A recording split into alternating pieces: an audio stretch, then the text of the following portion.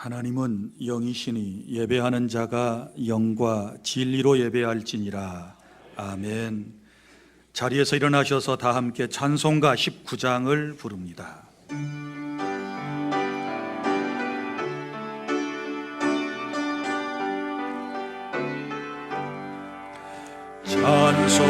찬송하는 소리에서 사람 기뻐하도다. 하늘 아버지의 이름 거룩거룩하도다. 세상 사람 찬양하자. 거룩하신 하나님께 할렐루야 할렐루야 할렐루야 아멘. 하나님의 나라 권세 영원토록 있도다. 하나님의 영광 나라 거룩거룩하도다.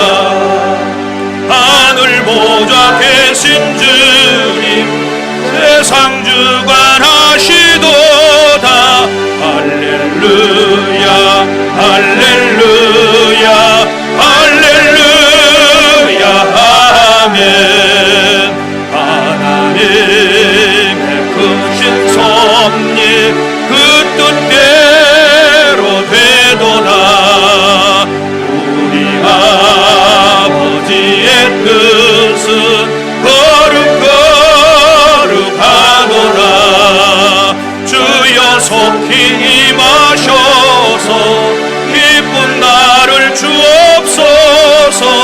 할렐루야 할렐루야 할렐루야 아멘. 전능하사 천지를 만드신 하나님 아버지를 내가 믿사오며 그 외아들 우리 주 예수 그리스도를 믿사오니 이는 성령으로 잉태하사 동정녀 마리아에게 나시고 본디오 빌라도에게 고난을 받으사 십자가에 못 박혀 죽으시고 장사한 지 사흘 만에 죽은 자 가운데서 다시 살아나시며 하늘에 오르사 전능하신 하나님 우편에 앉아 계시다가 저리로서 산자와 죽은 자를 심판하러 오시리라. 성령을 믿사오며 거룩한 공회와 성도가 서로 교통하는 것과 죄를 사하여 주시는 것과 몸이 다시 사는 것과 영원히 사는 것을 믿사옵나이다. 아멘. 자리에 앉으신 다음 송영문 장로님께서 기도를 인도하시겠습니다.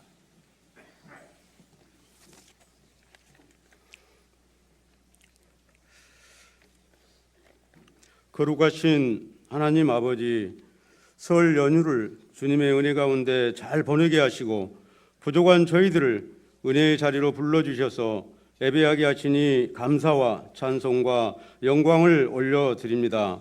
주님 홀로 영광 받아 주시옵소서.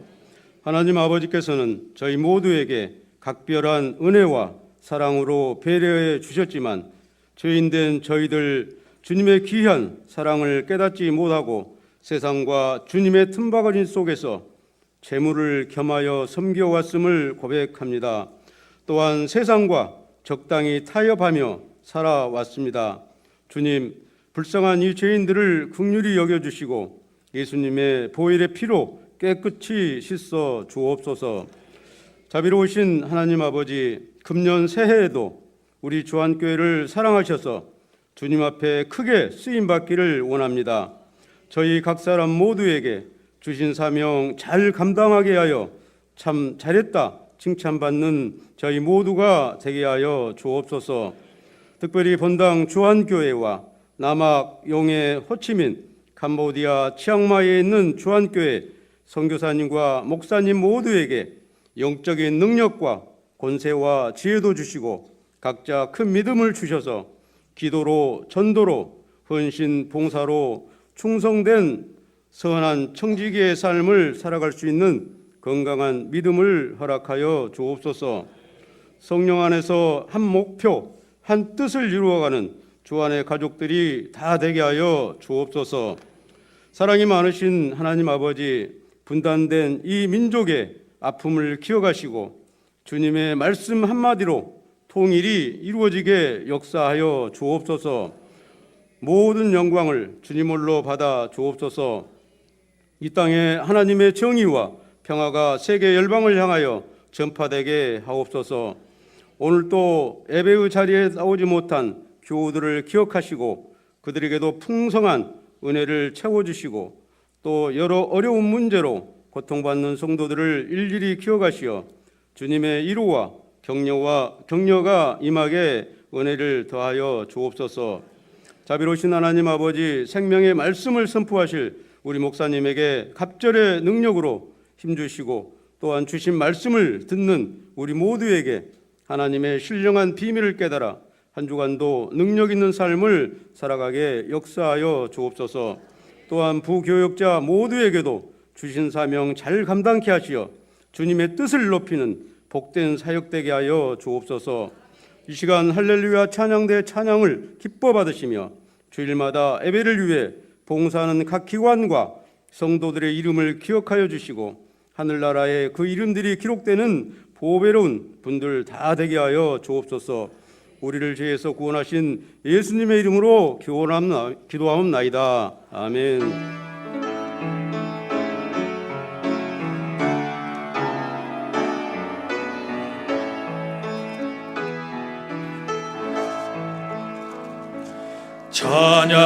찬양하라 내 영혼아, 찬양하라 내 영혼아, 온 마음과 정성 다하여 주 찬양하라.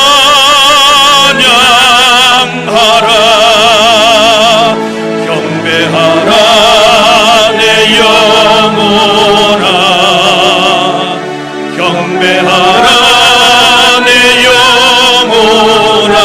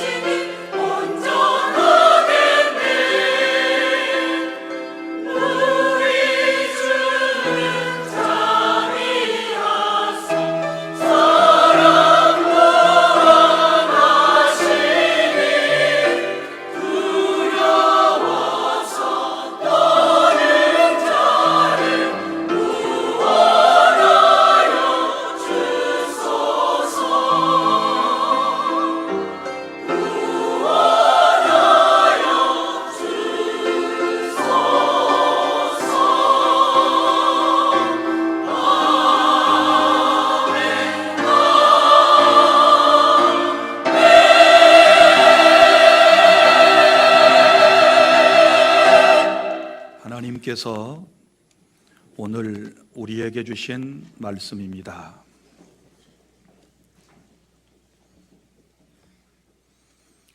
신약 성경 골로새서 1장 1절부터 2절까지 말씀을 낭독해 드리겠습니다.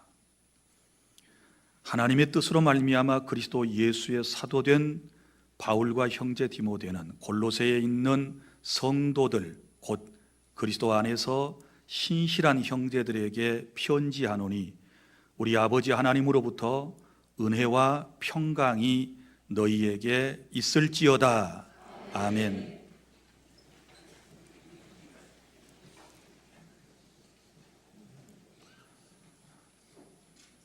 오늘부터 신약 성경 골로새서 말씀을 강해해 드리겠습니다.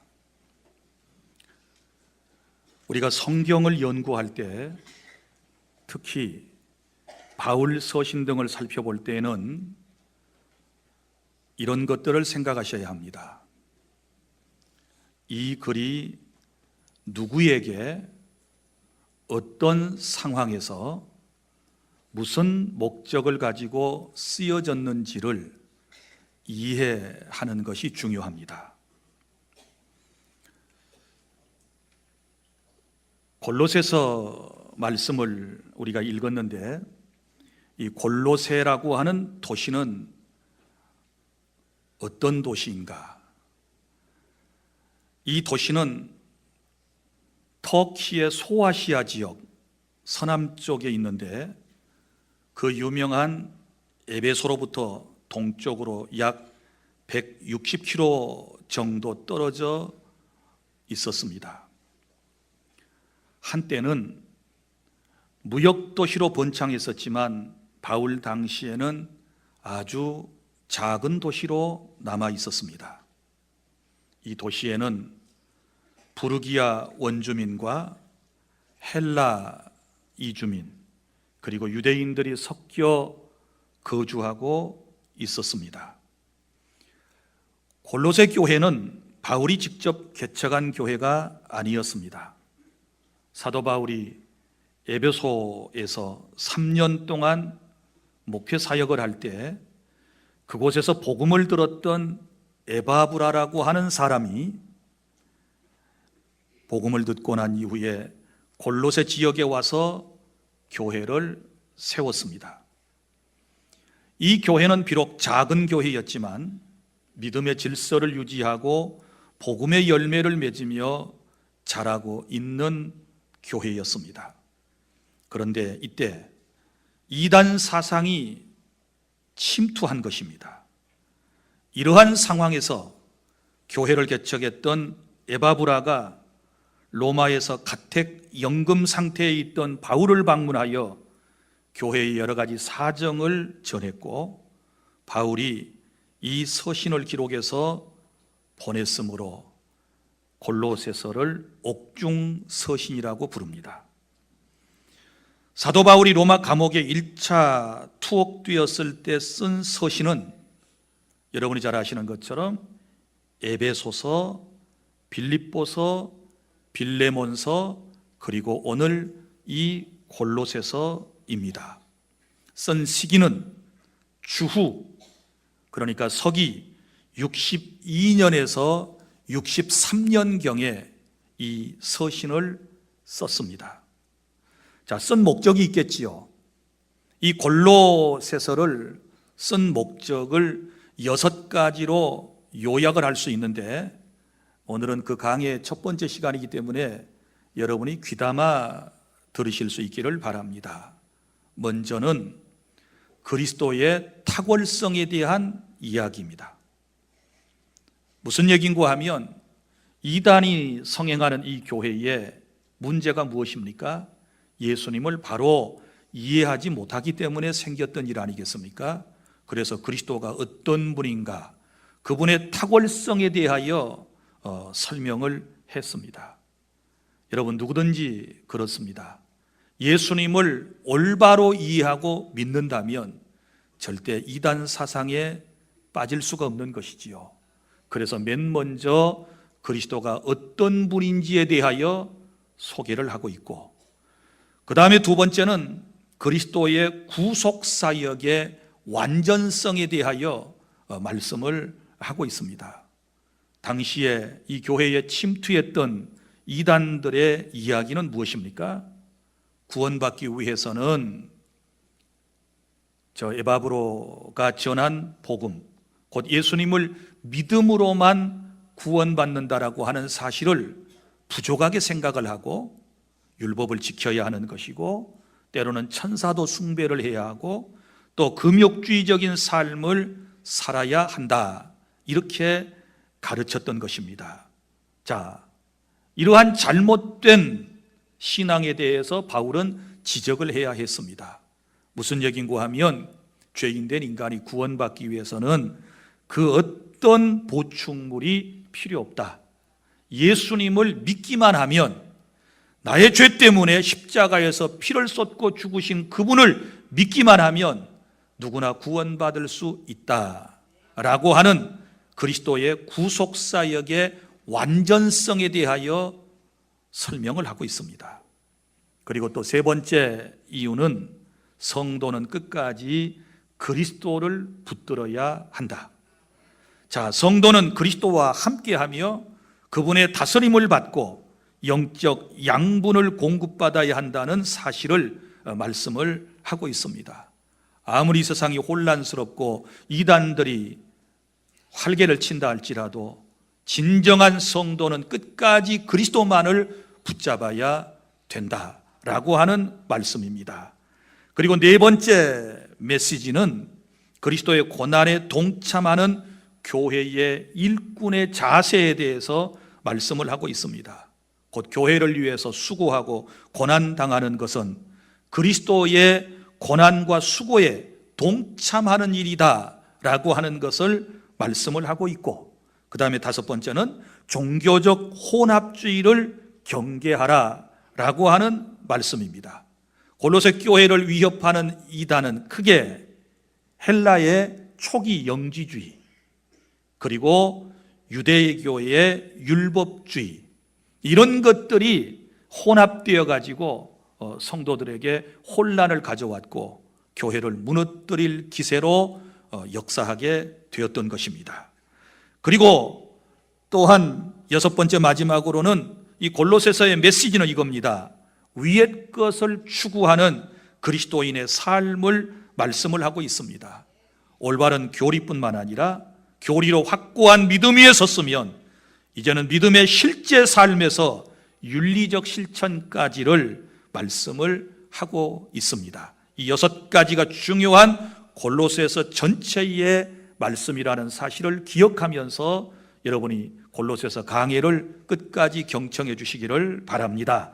자, 오늘 첫 시간에는 이 서신의 바울의 인사말을 통해서 은혜와 평강이 있는 교회에 대하여 말씀을 드리도록 하겠습니다.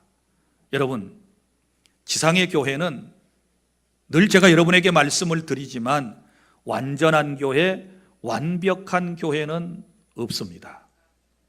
왜 그런 줄 아십니까? 교회라고 하는 성경적 의미를 한번 생각해 보십시오. 교회는 본래 건물을 말하는 것이 아닙니다. 진정한 참 교회는 바로 예수님을 구주로 믿고 구원받아서 함께하는 공동체를 교회라고 그러는 것입니다. 자, 여러분들이 예수님을 믿고 구원받았지만 아직 완전한 성화에 이르지 못했습니다. 우리 가운데 어떤 사람도 완벽한 사람이나 완전한 사람은 있을 수 없습니다. 저도 마찬가지입니다.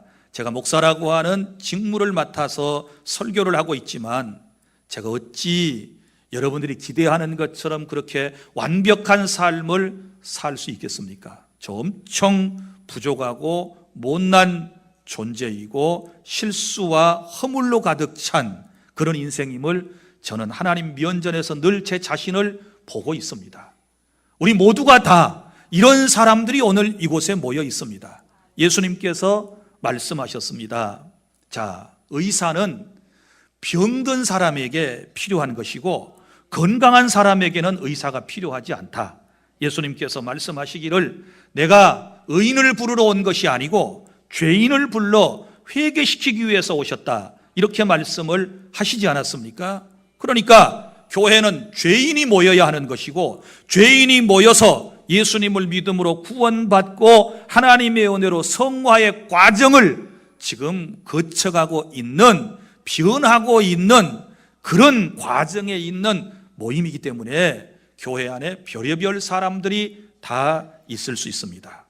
다시 말합니다. 여러분이 완벽하지 못한 것처럼, 여러분이 온전하게 살지 못한 것처럼 지상의 모든 교회는 그런 연약성을 가지고 있습니다.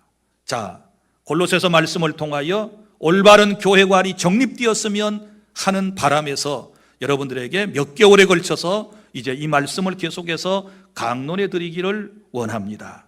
자, 첫째, 오늘 바울이 우리에게 가르쳐 준 교회는 어떤 교회입니까? 교회 공동체는 하나님의 뜻에 의하여 세워졌습니다. 1절, 하나님의 뜻으로 말미암아 그리스도 예수의 사도된 바울과 형제 디모데는 이렇게 말씀을 하고 있습니다.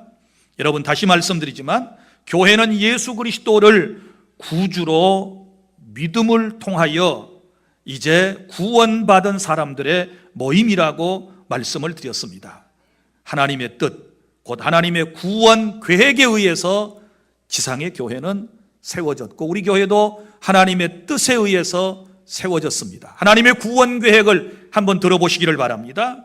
우리를 구원하시기 위하여, 우리를 교회되게 하시기 위하여 성부 하나님께서는 창세전에 구원받을 사람을 선택하셨고, 성자 예수님께서는 성부 하나님께서 택해 놓으신 그 택함 받은 죄인의 죄를 담당하시기 위하여 사람의 몸을 입고 이 땅에 오셔서 죄인을 대신하여 십자가에 죽으심으로써 죄값을 치러주셨고, 이걸 전문적인 교회 용어로 속량이라고도 하고 구속이라고 하는 말로도 씁니다. 그래서 성자 예수님은 우리를 구속하셨고, 그리고 성령 하나님께서는 택한 백성이 구체적으로 구원받을 수 있도록 우리를 거듭나게 하셨고, 허물과 죄로 죽었던 우리를 성령 하나님께서 거듭나게 하셔서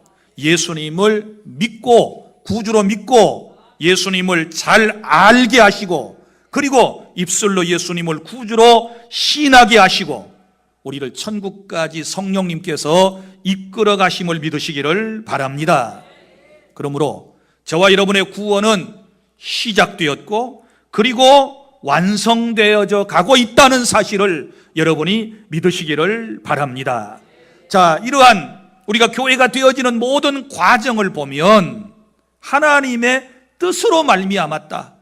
내가 예수 믿고 구원받고 하나님의 자녀가 되고 오늘 이 자리에 있게 된 것은 하나님의 영원하신 이 계획 속에서, 하나님의 구원 계획 속에서 이루어졌다는 사실을 여러분이 믿으시기를 바랍니다.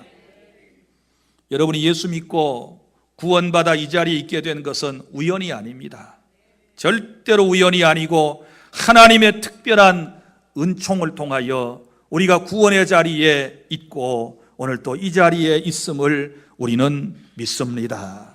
그리고 또한 여기 말씀해 보면 우리가 교회 안에 예수 믿고 한 식구가 된 것도 하나님의 뜻이지만 그 교회 안에서 귀중한 직분을 감당해내는 여러 직분들이 있는데, 특별히 여기 바울은 이렇게 말합니다. 하나님의 뜻으로 말미암아 그리스도 예수의 사도된 바울과, 이렇게 말씀을 합니다.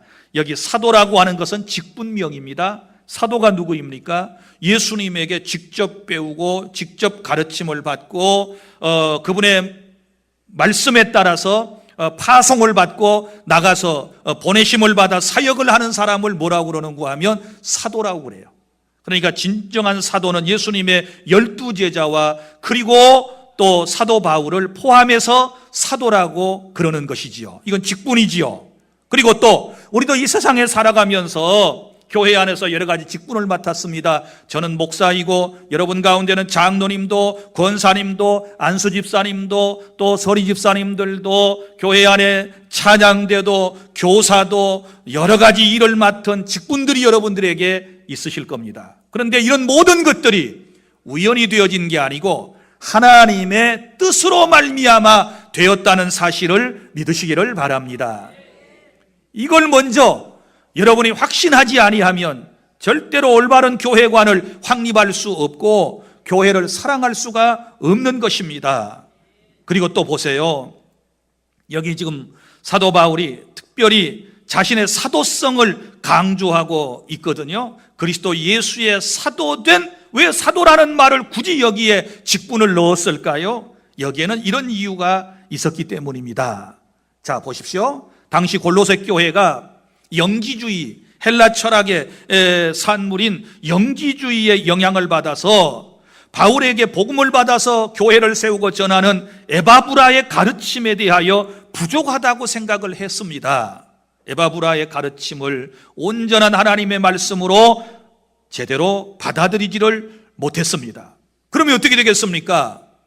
그 교회의 개척자이고 또 그 교회에서 사역을 하고 있는 사역자를 신뢰하지 않는다면 문제가 되지 않겠습니까? 그러나 사도 바울은 그의 제자와도 같은 그에게 복음을 받고 교회를 세우고 사역자가 된 에바브로를 믿었습니다.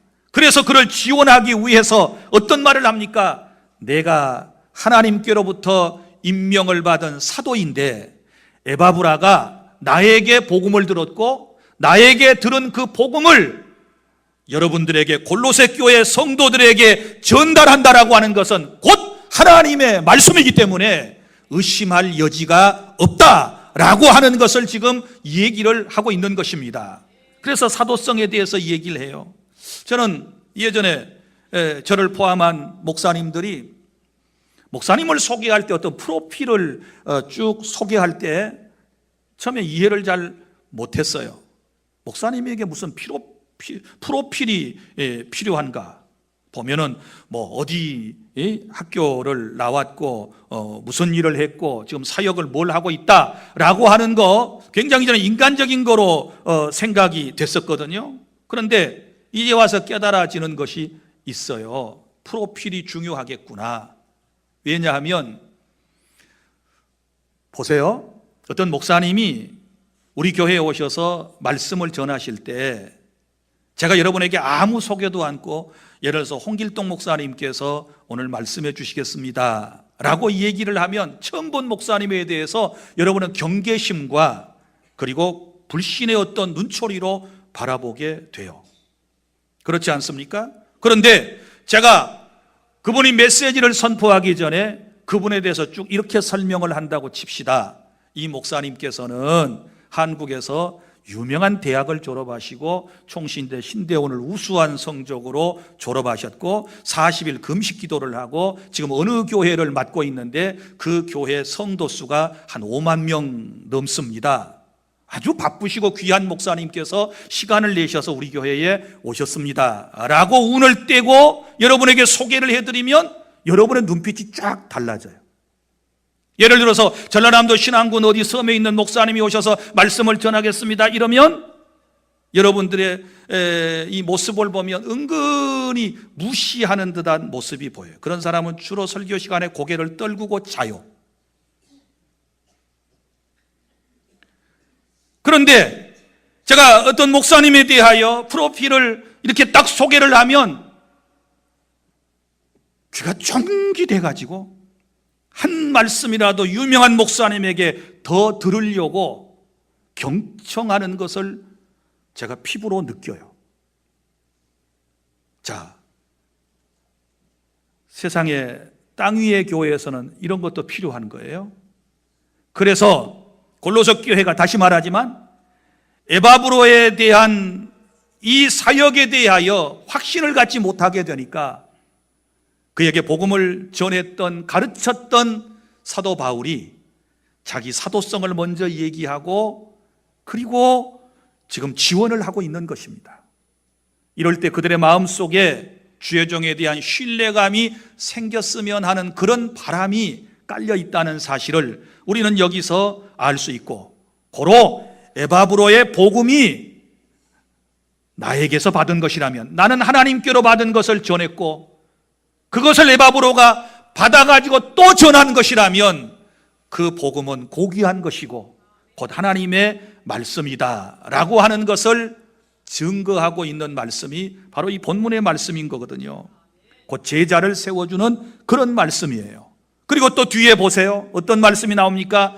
바울과 형제 디모데는 이렇게 말씀을 하지요. 자, 형제라고 하는 말의 어근이 헬라어에서 어떻게 온 줄 아십니까? 자, 이런 얘기예요. 한 어머니의 자궁을 통하여 태어나다, 이런 원래 뜻을 가지고 있어요. 우리말로 쉽게 번역을 하면 한 어머니의 뱃속에서 태어난 사람을 뭐라고 그래요? 형제라고 그런다 그 말이에요. 그런데 여기 디모데를 소개하면서 형제 디모데는 그랬는데, 그럼 여기 나오는 디모데는 누구일까요? 자, 디모데에 대한 소개를 해드리겠습니다. 이 사람도 터키 지방 사람입니다. 루스드라 출신으로 사도 바울이 제1차 전도 여행 중에 루스드라를 방문하게 되었을 때 그곳에서 바울이 전한 복음을 듣고 구원받은 사람입니다. 그리고 바울은 그들에게 복음을 전하고 떠났어요. 그리고 2차 전도 여행을 또 오지 않습니까? 2차 전도 여행 목적은 1차 전도 여행 때 세웠던 교회를 보살피기 위해서, 어떻게 잘 세워져 가고 있는지를 관리 감독하기 위해서 재차 방문을 하는 것 아니겠어요? 그래서 두 번째 루스드라에 왔을 때 또 누구를 만날까요? 디모데를 만나게 됩니다. 자, 디모데를 만나고 디모데는 이때부터 바울을 돕는 동역자가 됩니다. 동역자가 되고요. 그리고 그 이후에 디모데는 바울에게 있어서는 아들과 같은 존재가 되었다. 그런데 이 두 사람의 관계, 이것 또한 하나님의 뜻으로 말미암아 된 것이다. 그러니까 인간의 모든 만남은 하나님의 뜻으로 말미암은 것이다. 교회 공동체의 모습은 다 하나님의 뜻에 의해서 세워졌다는 사실을 지금 강조하고 있다는 사실을 여러분이 기억하시기를 바랍니다. 성도 여러분, 정리해 보면 이런 얘기입니다.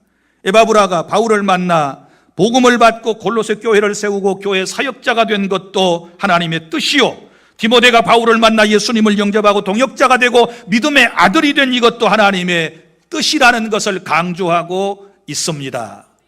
그러므로 여러분, 36년 전에 젊은 사역자를 통하여 이 땅에 세워진 목포 주한교회, 하나님의 뜻에 의하여 세워졌다는 사실을 믿으시기를 바랍니다. 그리고 지금 우리가 주 안에서 한 가족이 되어서 이 한 공간 안에서, 한 조직 가운데서, 공동체 안에서 주님을 섬기는 이것 또한 하나님의 주권, 하나님의 섭리, 하나님의 뜻에 의해 우리가 이 자리에 있다는 사실 또한 확신하실 수 있기를 바랍니다. 저는 그 사실을 믿습니다. 제가 여러분을 만난 것은 하나님의 뜻이라고 믿어요. 하나님이 저와 여러분을 만나게 주셨다는 사실을 저는 확신해요.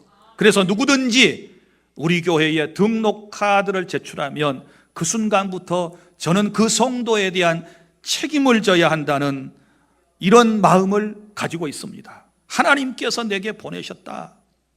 보면 별별 사람이 다 우리 교회에 등록합니다. 잘난 사람, 못난 사람, 선한 사람, 악한 사람, 좋은 사람, 나쁜 사람, 잘 사는 사람, 못 사는 사람, 배운 사람, 못 배운 사람, 남녀노소 모든 사람들이 다 우리 교회에 옵니다. 어떤 사람은 때로 부정적인 사람들이 우리 교회에 등록한 것을 사람들이 제게 말해주는 경우도 있습니다. 그러나 저는 그럼에도 불구하고 하나님께서 이 귀한 분을 우리 교회에 보내셨다면 저는 기꺼이 그분의 목자로서 말씀을 가르쳐야 되고 신앙을 올곧게 지도하는 것이 저의 책무라는 사실을 저는 믿습니다. 그리고 주님이 보내셨다면 말씀을 제대로 가르쳐야 되고 신앙생활을 제대로 훈련시켜서 하나님 면전에 섰을 때 잘했다 칭찬받는 그런 주의 종이 되어야 되고 그런 교회를 만들어가야 된다라고 하는 것은 저의 변함없는 소명이고 사명감입니다. 사랑하는 여러분, 여러분들은 너무나도 귀한 분들입니다. 생각해 보세요. 이 땅에 수많은 교회가 있습니다. 목포에도 400여 개의 교회가 있습니다. 저보다 훨씬 더 훌륭하고 더 귀한 사역을 감당하는 건강한 교회들, 소문난 교회들, 더 기도 열심히 하고 더 정말 하나님의 사업을 원대하게 펼쳐나가는 그런 교회들 있습니다. 또 더러는 더 힘들고 어려워서 여러분이 가서 무릎으로 돕고 물질로 돕고 몸으로 헌신해야 할 수많은 교회들이 여러분 주변에 많이 있습니다. 집만 나서면 여러분 얼마나 많은 십자가를 보고 얼마나 많은 주변의 교우들을 만나게 됩니까? 그러나 그럼에도 불구하고 하나님께서 여러분들을 주 안에 한 가족 공동체로 불러주신 것은 하나님의 놀라운 주권 속에서 하나님의 뜻 가운데서 이루어졌다는 사실을 오늘 분명히 확신하실 수 있기를 바랍니다. 둘째, 이 말씀을 통해서 깨닫게 되는 것은 우리는 이 땅에 살지만 하늘나라에 속한 성도임을 믿으시기를 바랍니다. 2절, 골로새에 있는 성도들 곧 그리스도 안에서 신실한 형제들에게 편지하노니 이렇게 말씀을 합니다. 여기 보면 우리 그리스도인에게 어떤 학자는 두 곳에 주소가 있다 이렇게 말씀을 했습니다. 먼저 여기 골로새에 있는 성도 그랬습니다. 골로새는 이 땅의 지명입니다. 동네를 말합니다. 지역교회를 말합니다. 이걸 우리가 흔히 로컬 처치라고 그럽니다. 지역교회. 옛날에는 전부 다 교회를 세우면 그 지역의 이름을 따서 교회 이름을 명명했습니다. 고린도에 있으면 고린도 교회, 데살로니가에 있으면 데살로니가 교회, 에베소에 있으면 에베소 교회, 골로새에 있으면 골로새 교회, 이런 표현들을 썼습니다. 자, 이건 지역교회를 말하거든요. 이 땅의 교회를 말씀을 하고 있거든요. 그러니까 우리 성도는 이 땅에 대한민국 목포에, 그것도 목포 주안교회에 우리는 소속된 성도이다. 땅에 살고 있어요. 우리는 지금 현재는 땅에 살고 있습니다. 그런데 이 골로새 주변에는 서남쪽으로 약 19km 정도 떨어진 곳에 라오디게아가 있었고, 그리고 서북쪽으로 약 21km 떨어진 곳에는 히에라폴리라고 하는 도시가 있었습니다. 이 세 도시가 함께 성장하다가 1세기에 많은 역사가들은 주후 61년경에 대지진이 이 지역에 일어나서 폐허가 됐다고 그럽니다. 그런데 그 중에 특별히 이 골로새라고 하는 동네가 막대한 피해를 입게 되었고, 그때부터 사람들이 어려우니까 타 지역으로 다 이제 떠나게 된 것입니다. 타 지역으로 이주해 가면서 경제적으로 매우 어려운 도시가 되었고, 그리고 그 지역에 이제 교회가 에바브라에 의해서 설립이 되었던 것이지요. 그런데 교회가 한참 부흥되고 있는 시점에서 이런 상황에서 이제 이 어려움을 틈타 가지고 항상 역사는 그렇지만 신흥 종교와 이단들이 득세하기를 시작했습니다. 여러분, 우리 사회도 보십시오. 정치, 사회, 경제적으로 이 어려워지면 맨 먼저 나타나는 현상이 뭐냐 그러면 신흥 종교의 발현이에요. 그리고 이단들이 성행하게 돼요. 그 어려움을 타개 나가기 위해서 이상한 것들을 들고 나와서 사람을 현혹하게 해요. 예를 들어서 언제 예수님이 오신다, 또 어떻게 하면 어떤 보상이 있다, 이러면서 말도 되지 않는 교설들을 설파하면서 사람들을 미혹을 하게 된다 그 말이지요. 여러분, 골로새 교회도 마찬가지였습니다. 이런 어려운 상황에 있을 때에 여기에 이단들이 득세하기를 시작했던 것입니다. 그런데 오늘 말씀해 보면 이런 상황에서도 믿음을 지키고 살아가는 사람들이 있었다. 그래서 골로새에 있는 성도들, 그러면 성도는 곧 누구예요? 그리스도 안에서 신실한 형제를 말해요. 믿습니까? 그리스도 안에서 신실한 형제. 자, 그러면 이제 골로새는 지역교회고 그리스도 안에서 교회는 어떤 교회일까요? 이건 영적인 교회지요. 예수 그리스도 안에서 최종적으로 구원이 확정된 그런 교회를 사실은 말씀을 하고 있는 것이지요. 예수님 안에 있는 교회. 그래서 우리는 주소가 두 곳이에요. 땅에 있는 주소, 그리고 하늘에 있는 주소. 믿습니까? 이 땅에 발붙이고 살지만 하늘나라에 속한, 하나님께 속한, 천국에 속해 있는 그런 성도의 삶을 살아가고 있음을 기억하시기를 바랍니다. 자, 그런데 어떻게 삽니까? 우리가 이중국적 같은 것을 지금 가지고 살아가고 있는데 우리는 어떻게 살아야 합니까? 성도의 삶을 산다. 자, 성도라고 그랬어요. 성도가 누구라고요? 그리스도 안에서 신실한 형제를 성도라고 그래요. 원래 의미는 거룩한 무리, 구별된 사람들, 이런 뜻을 가지고 있거든요. 사랑하는 성도 여러분, 우리 이 땅에 살면서도 성도답게 살아야 될 줄로 믿습니다. 신실해야 될 줄로 믿습니다. 신실하다는 말은 믿음을 끝까지 지켜낸다는 말이고, 이런 어려운 상황에서도 끝까지 주님 말을 의지하고 믿음의 끈을 놓지 않는, 십자가만을 붙들고 살아가는 사람들을 의미한다는 사실을 기억하시기를 바랍니다. 신실하다는 말은 말과 행동에 있어서 거짓이 없다, 사람들에게 인정받는다라고 하는 그런 의미를 가지고 있는 것입니다. 사랑하는 주 안의 성도 여러분, 우리가 이 땅에 한 교회 공동체를 이루며 살아가고 있는데 우리는 그리스도 안에서 보혈로 한 몸을 이룬 성도들이고, 하나님을 모두 동일하게 아버지라고 부르는 사람들은 모두가 다 한 형제요 자매라는 사실을 기억하시기를 바랍니다. 마태복음 12장 50절 말씀을 우리 다 함께 낭독하도록 하겠습니다. 마태복음 12장 50절 시작. 누구든지 하늘에 계신 내 아버지의 뜻대로 하는 자가 내 형제요 자매요 어머니이니라 하시더라. 아멘. 자, 우리는 모두가 한 형제요 한 자매들입니다. 우리는 주 안에서 한 가족이라는 사실을 기억하시기를 바랍니다. 자, 그러면 이 신실한 성도는 어떻게 살아야 된다 그랬습니까? 우리 로마서 12장 2절 말씀을 한 곳을 찾아 낭독하도록 하겠습니다. 시작. 너희는 이 세대를 본받지 말고 오직 마음을 새롭게 함으로 변화를 받아 하나님의 선하시고 기뻐하시고 온전하신 뜻이 무엇인지 분별하도록 하라. 아멘. 이 세대를 본받지 말고 마음을 새롭게 하십시오. 변화를 받도록 하십시오. 하나님의 선하시고 기뻐하시고 온전하신 뜻이 무엇인지 분별하고 세상을 살아가는 저와 여러분이 될 수 있기를 바랍니다. 그 다음에 셋째로, 이제 주님이 우리에게 주신 말씀은 은혜와 평강이 있어야 할 교회 공동체입니다. 2절 여기 하반절에 우리 아버지 하나님으로부터 은혜와 평강이 너희에게 있을지어다. 아멘.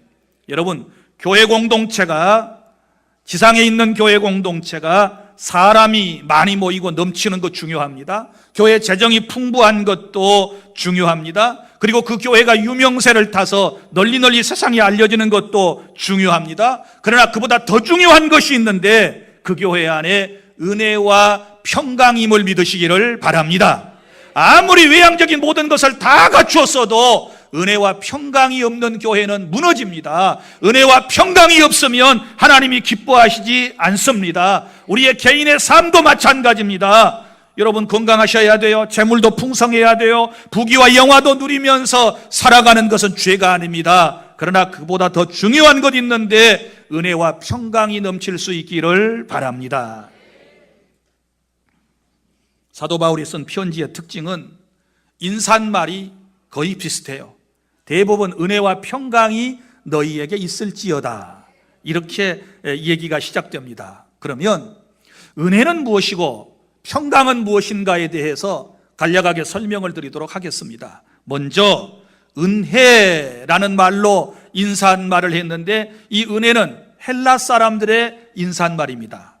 헬라는 그리스의 옛 명칭을 헬라라고 그럽니다.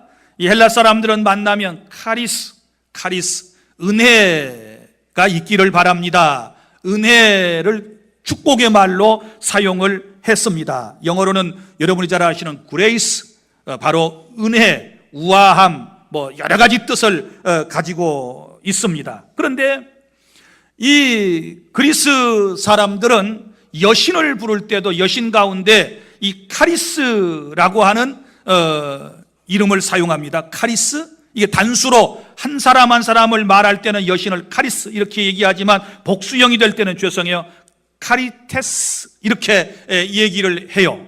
자, 그런데 그리스 신화에는 제우스의 딸인 이 아프로디테라는 유명한 신이 있어요. 아프로디테.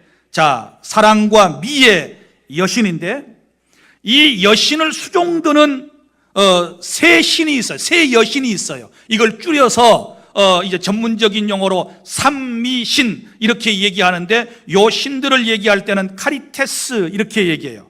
그러니까 아주 아름다운 세 여신이 누구를 수종드느냐? 아프로디테라고 하는 여신을 꾸며주고 치장하는 일을 하게 되는 것입니다. 너무너무 아름다운 삼미신이 그런 사명을 감당하는 거예요. 그런데 이 세 신이 각자가 혼인을 했습니다. 그런데 혼인을 했는데 한결같이 만나서 혼인을 한 남자가 다 추남이에요. 세상에서 제일 못생긴 남자들하고 이 아름다운 세 여신이 각각 혼인을 한 것입니다. 여기에서부터 나온 말이 뭐예요? 은혜예요. 그렇게 보세요. 신이잖아요. 신이 여신이 인간하고 혼인을 했다. 그것도 인간 가운데 제일 못나고 못생긴 사람하고 혼인을 했다. 이게 뭐예요? 은혜라는 것이지요. 이게 과분한 일이라는 것이지요. 이게 은총이라고 하는 것이지요. 그래서 이제 이 그리스 사람들은 은총, 과분한 사랑, 이걸 이제 강조하기 위해서 인사말로 뭐라고 그래요? 은혜가 있기를 바랍니다. 이렇게 얘기를 한 거예요.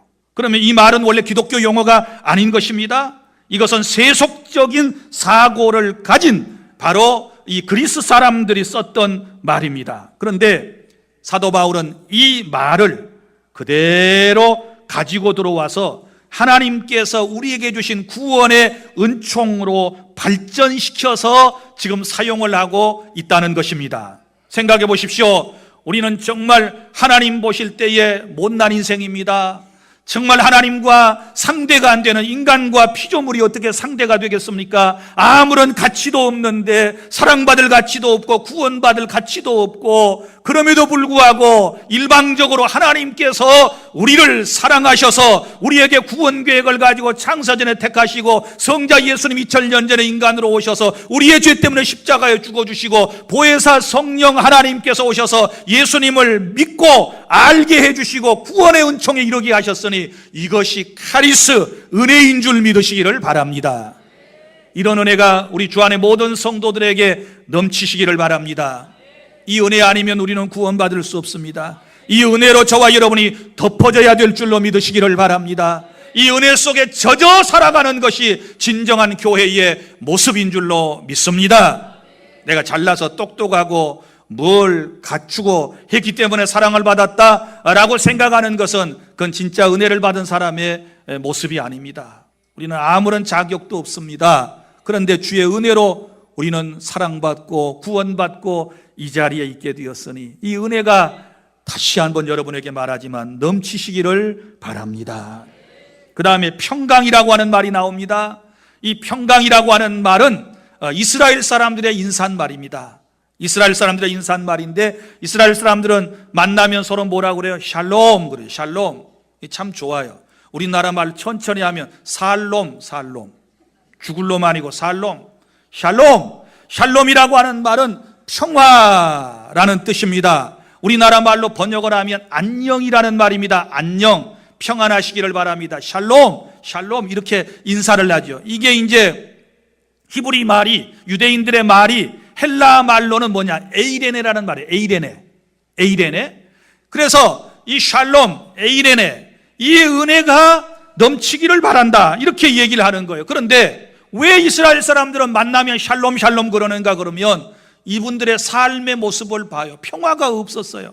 원래 유목민들 아니었습니까? 그래서 매번 이리저리 이사 다니면서 이 사람 저 사람 이민족 저 민족에게 괴롭힘을 당하고 또 외세 침입을 받아서 나라가 망하여 끌려가기도 하고 정말 눈물 어린 삶을 살아가면서 마음속에 이 사람들이 생각하는 것, 세상에서 가장 소중한 것은 뭐예요? 잘 먹고 잘 사는 것이 아니고 평안이다. 평안. 믿습니까? 샬롬이 최고다. 그래서 샬롬이라는 말로 인사를 한 거예요. 자식을 먼 타지에 보내면서 샬롬 그럽니다. 떠나면서 자식은 부모에게 샬롬 이렇게 인사를 해요. 전쟁터에 내보내면서 서로가 다 샬롬 그럽니다. 심지어 임종하는 순간에도 세상을 떠나니가 살아남아 있는 임종을 지켜보는 사람들에게 샬롬 하고 갑니다. 그리고 보내는 사람들 또한 떠나가는 이에게 샬롬 샬롬 하면서 그렇게 이스라엘 사람들은 보내주고 있습니다. 얼마나 평화를 갈구하는 민족인지 몰라요. 오죽했으면 그들의 도시 가운데 예루살렘이라는 말을 생각해 봐요. 예루살렘이라는 말은 평화의 도시 그 말이에요. 샬롬이에요. 샬롬. 평화의 도성. 이런 늘 마음을 가지고 그렇게 인사하고 그렇게 살지만 아이러니컬하게도 지금도 여전히 그 인사를 하는 저 중동 지방 이 세계에는 여전히 싸움이 계속되고 있어요. 사랑하는 주 안의 성도 여러분, 그런데 지금 사도 바울은 은혜와 평강, 헬라 그리스 사람들의 인사말과 그리고 유대인들의 인사말을 섞어서 아주 멋진 말을 만들어냈습니다. 은혜와 평강이 너희에게 있을지어다. 그런데 은혜와 평강이 어디서부터 오는가? 분명하게 여기 말씀을 하지요. 우리 아버지 하나님으로부터 이렇게 설명을 합니다. 아버지 하나님으로부터 은혜와 평강이 온다는 사실을 믿으시기를 바랍니다. 그리고 또 은혜 받아야 마음의 평강이 넘쳐요. 은혜 못 받으면 마음이 불안해요. 은혜 못 받으면 죄 짓고 나면 죄 사함의 은혜를 받으면 마음이 평안한데 못 받으면 불안해. 세상을 살아가면서 은혜 못 받으면 마음이 불안하고 얼굴이 어두워져요. 그래서 은혜의 결과로 뭐가 온다? 평강이 찾아와요. 이런 은혜가 우리 교회 공동체 안에 있어야 될 줄로 믿으시기를 바랍니다. 그래서 참된 그리스도인이 될 때 그 마음에는 평안이 생기고 우리의 살아가는 삶의 모습에서는 은혜에 대한 감사와 기쁨이 넘쳐나게 될 것입니다. 다른 것은 몰라도 오늘 이 골로새서 강의 첫 시간을 통하여 우리가 받아야 할 은혜는 은혜와 평강이 세세토록 여러분에게 넘칠 수 있기를 바랍니다. 성도 여러분, 우리가 교회를 바라볼 때 하나님의 눈으로 바라보는 시각이 필요합니다. 내가 출석하며 예배하며 섬기는 교회 공동체는 하나님의 뜻에 의해서 세워졌다. 우리는 하나님의 계획과 섭리 가운데서 주 안에서 한 공동체가 되었음을 믿으시기를 바랍니다. 우리가 비록 이 땅에 발붙이고 살지만 하나님께 속한 성도, 곧 거룩한 무리입니다. 그리스도 안에서 믿음을 지키며 살아가야 할 사람들입니다. 이 험한 세상에 살아가는 저와 여러분은 하나님의 은혜로 날마다 주어지는 평강이 있어야 할 줄 믿으시기를 바랍니다. 주님은 여전히 우리에게 은혜와 평강 주시기를 원하십니다. 우리 제사장 아론의 축복문 민수기 6장 22절부터 27절을 다 함께 찾아 낭독하겠습니다. 구약성경 204쪽 민수기 6장 22절부터 27절까지 말씀입니다. 제사장의 축복문입니다. 자, 여기 은혜와 평강을 우리에게 주시기를 원하십니다. 시작.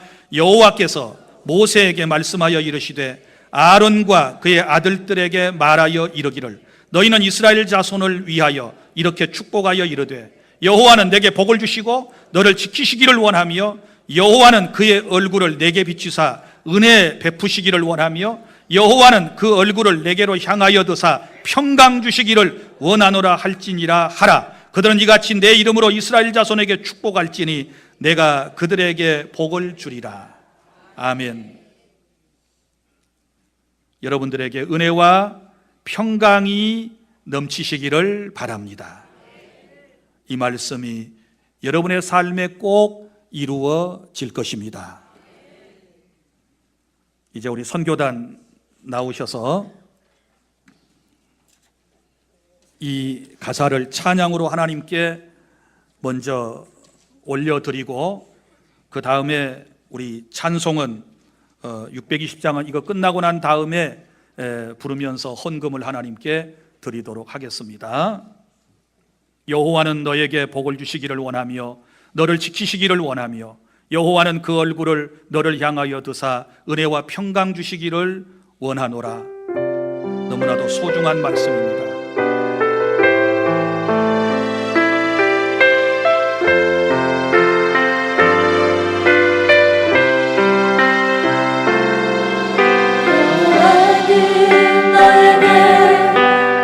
주시기를 원하며 너를 지키시기를 원하시며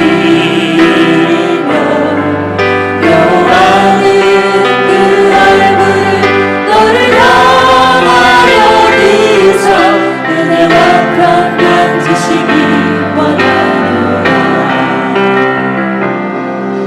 여호와는 너에게 복을 주시기를 원하며 너를 지키시기를 원하시며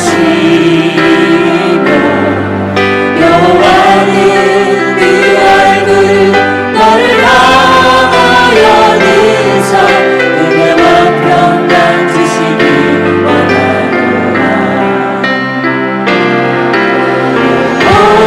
오래롭고 귀하게 여기시는 하나님, 존귀하게 여기시는 하나님이 내 삶 속에서 이 약속을 신실하게 이루시니 땅에 일으킨 것으로 하늘에 신령한 것으로 너를 복주시고 지키신 하나님이 너의 영혼 잘 되도록 은혜 베푸시며 평강으로 인도하시니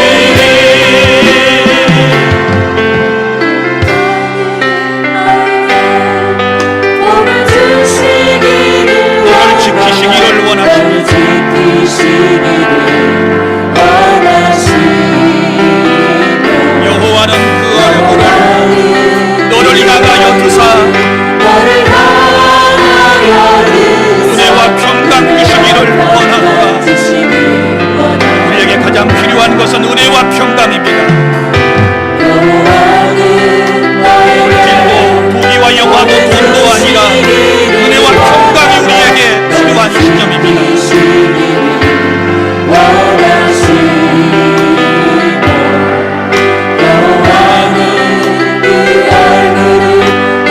향하여 드사 은혜와 평강 주시기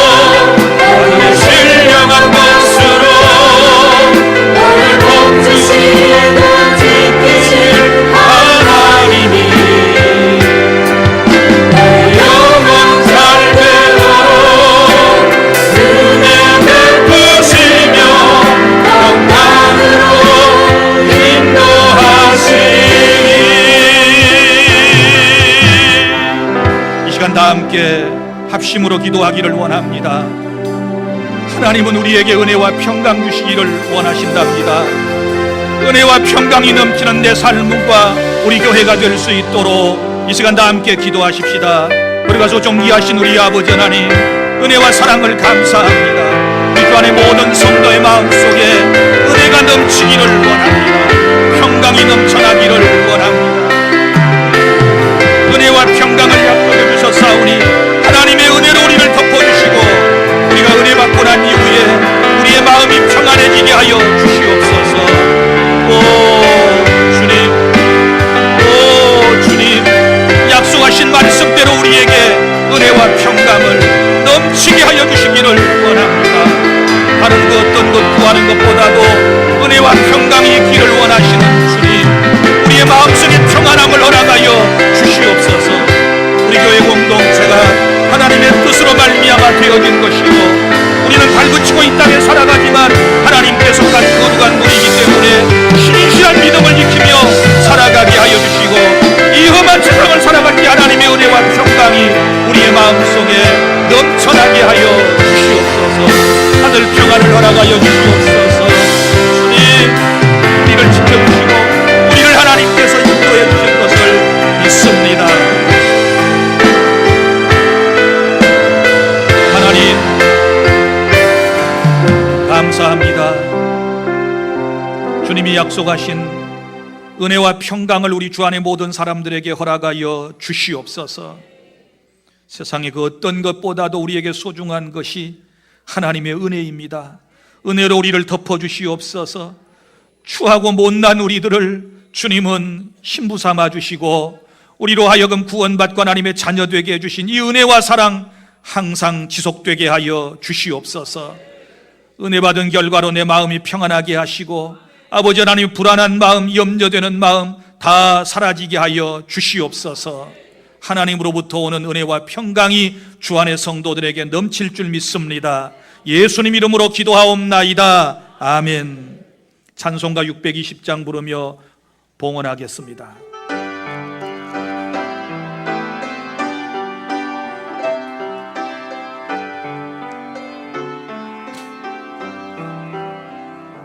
여기에 모인 우리 주의 은총 받은 자여라. 주께서 이 자리에 함께 계심을 아노라. 언제나 주님만을 찬양하며 따라가리니 시험을 당할 때도 함께 계심을 믿노라. 이 믿음 더욱 굳세라. 주가 지켜주신다. 어두운 밤에도 주의 밝은 빛 인도하여 주신다. 주님이 하신 일 헤아리기 어렵더라도 언제나 뜻 안에 내가 있음을 아노라. 사랑과 말씀들이 나를 더욱 새롭게 하니 때로는 넘어져도 죄의 승리를 믿노라. 이 믿음 더욱 굳세라. 주가 지켜주신다. 어두운 밤에도 주의 밝은 빛 인도하여 주신다. 여기에 우리 사랑받는 주의 자녀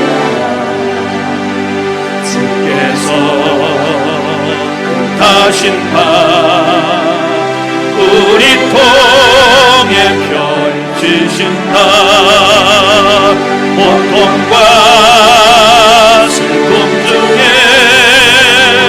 더욱 주님 의지하오니 때로는 변해요. 주님 더욱 찬양하라.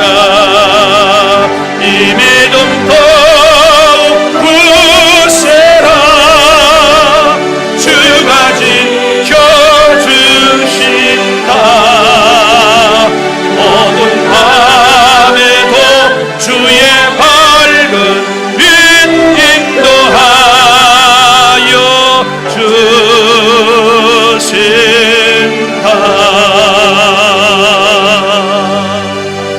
주신다. 하나님 감사합니다. 은혜로 구원받고 은혜로 이 자리에 나와 은혜 가운데 예배하며 하나님께 귀한 예물을 드린 사랑하는 성도들의 아름다운 정성을 하나님께서 받아 주시옵소서. 하나님께 11조 드립니다. 주일, 감사, 선교, 구제, 일천본 소원 예물 등을 하나님께 구별하여 드리오니 받으시고 복을 내려 주시옵소서. 강단을 꽃으로 장식한 가정과 손길 위에 예수님의 아름다운 향기가 드러나게 하여 주시옵소서. 또한 아버지 하나님이 한 주간도 기도당번으로 수고하고 교우들을 위하여 주의 종을 위하여 교회를 위하여 기도한 기도팀들의 기도 하나님께서 응답하여 주시고 복을 내려 주시옵소서. 또한 아버지 하나님 전도대들의 발걸음 위에도 복을 내려주시고 또 아버지 하나님께 영광 돌리는 찬양대 그리고 교사들, 안내위원들, 차량봉사위원들, 식당봉사자, 예배당을 말끔히 청소한 이들 다 하나님께서 일일이 보고 계시고 금생과 내생에 복을 주실 것을 믿습니다. 하나님께서 만복으로 함께 해주시고 우리 주 안의 모든 성도들에게 무엇보다도 은혜와 평강이 넘치는 복을 주시옵소서.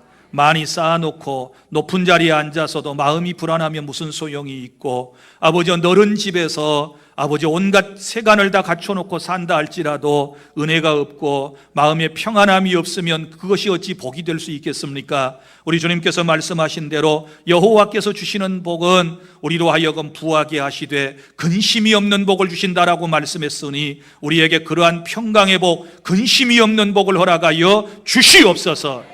은혜 받고 난 이후에 다 마음에 하늘 평안이 임하게 하여 주시옵소서. 세상의 것들로 가득 차서 얼굴이 어둡고 아버지 하나님이여 힘들어하는 표정들이 사라지게 하여 주시옵시고 이제는 주님 안에서 은혜와 평강만이 넘쳐나는 성도의 삶이 될 것을 믿습니다. 모든 영광 주님께 돌려드리오며 우리 구주 예수님 이름으로 축복하고 기도하옵나이다. 아멘.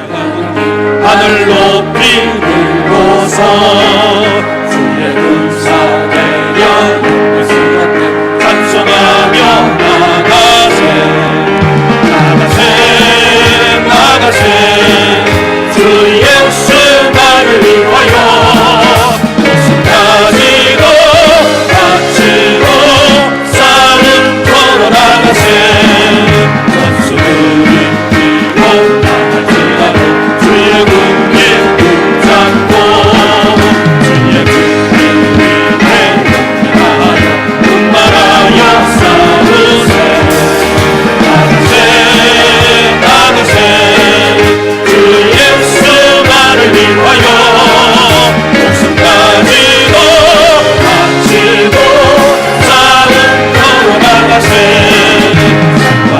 산과들과 바다 주의 군대 달리며 땅값도 기쁜 승리 예수스 온 세상에 전하세 나가세 나가세 주 예수만을 위하여 목숨 가지고 바치고 싸움 걸어 나가세 원수들은 이미 예수의 손에 하나 없이 빼하고 주의 군기만이 영광스럽게 온들 위에 날리네 나가세 나가세 주 예수만을 위하여